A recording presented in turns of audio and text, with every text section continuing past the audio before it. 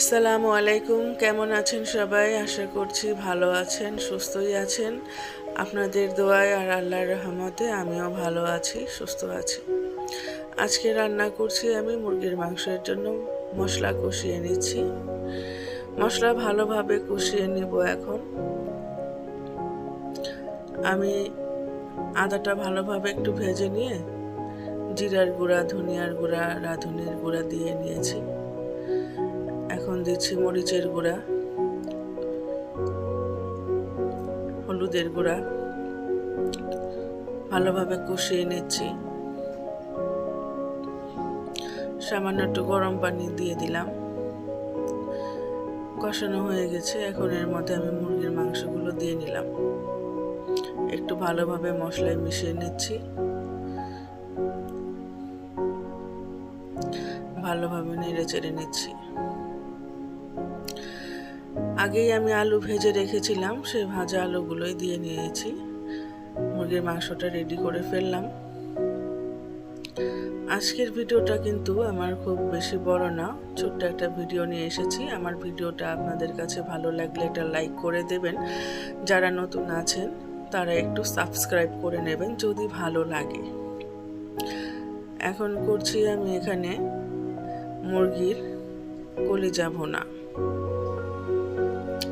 এর জন্য আমি প্রয়োজনীয় মশলাপাতি সব দিয়ে ভালোভাবে কষিয়ে নিচ্ছি। সামান্য একটু গরম পানি দিয়ে নিচ্ছি। মশলা ভালোভাবে কষিয়ে নিয়ে আমি এর মধ্যে মুরগির কলিজা, চামড়া এগুলো দিয়ে নেব। মশলা ভালোভাবে কষানো হয়ে গেছে।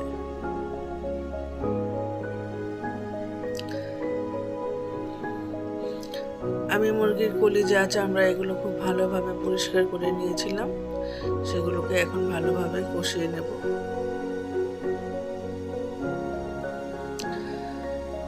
এটা করতে করতে আমি অন্য চুলায় একটু সবজি বসিয়ে দিয়েছি।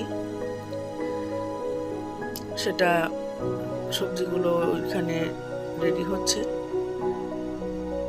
মুরগির কলিজাটা হয়ে এসেছে। এর মধ্যে আমি সামান্য একটু লবণ দিয়ে নিয়েছিলাম। এখানে সবজিও সেদ্ধ হয়ে গেছে। তার মধ্যে আমি ভেজে রাখা ফুলকপিগুলো দিয়ে এখন আরেকটু কষিয়ে নিচ্ছি।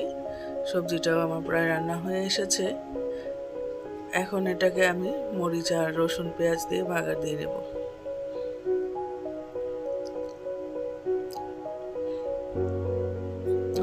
আমি এখানে শুধুমাত্র রসুন আর শুকনো মরিচ দিয়ে সবজিটা বাগার দিয়ে নিয়েছি। আজকের আয়োজনে আমার একটুকুই ছিল। অফলাইনে আমি ডালটা রান্না করে নিয়েছিলাম, আপনাদেরকে একটু পরিবেশন করে দেখিয়ে দিচ্ছি। আজকের ভিডিওটা এ পর্যন্তই। খোদা হাফেজ।